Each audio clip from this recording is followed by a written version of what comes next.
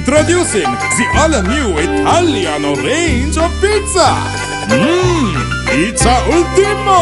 Pizza Hut. இவ்வாறான பல உயிரிழப்புகள் கடந்த காலங்களிலும் ஏற்பட்டிருந்தன. சந்திரிகா. ஆம் கஜமுகன், கடந்த 2 அல்லது 3 மாதங்களில் இவ்வாறான உயிரிழப்புகள் பல பதிவாகியிருந்தன. குழந்தைகளின் பாதுகாப்பு தொடர்பில் பெற்றோர்கள் அதிக கவனம் செலுத்த வேண்டும் என்பதே இந்த உயிரிழப்புகளிலிருந்து கற்றுக்கொள்ள வேண்டிய மிக முக்கியமான பாடமாகவும் இருக்கிறது. 1.5 வயதான குழந்தை ஒன்றுக்கு நஞ்சூட்டி தாயும் நஞ்சுருந்திய சம்பவம் ஒன்று எட்டியாந்தோட்டை பகுதியில் பதிவானது. ரத்மல் கஹாவெல பகுதியில் அறுவடை இயந்திரத்தில் சிக்கொண்டு 15 வயதான சிறுவன் உயிரிழப்பு.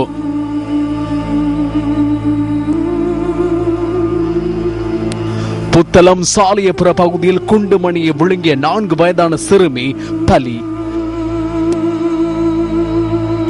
கல்கமோ ஜாலந்த பகுதியில் உளவு இயந்திரத்தில் சிக்கொண்டு 12 வயதான மாணவன் உயிரிழப்பு. மகா கந்தராவ போகாயாய பகுதியைச் சேர்ந்த 12 வயதான சிறுவன் பாதுகாப்பற்ற கிணற்றில் விழுந்து உயிரிழப்பு.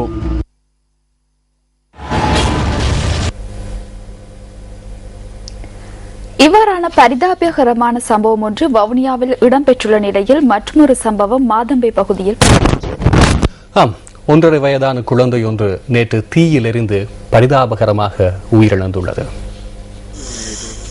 மாதம்பே முகுணுவட்டவன பிரதேசத்தில் அமைந்துள்ள இந்த வீடு நேற்று மாலை தீப்பற்றி எரிந்துள்ளது. இரவு உணவை தயாரிப்பதற்காக மூடப்பட்ட அடுப்பிலிருந்து வெளியேறிய தீப்பொறி வீட்டிலிருந்து தென்னோலையில் பட்டு தீ பரவியுள்ளது.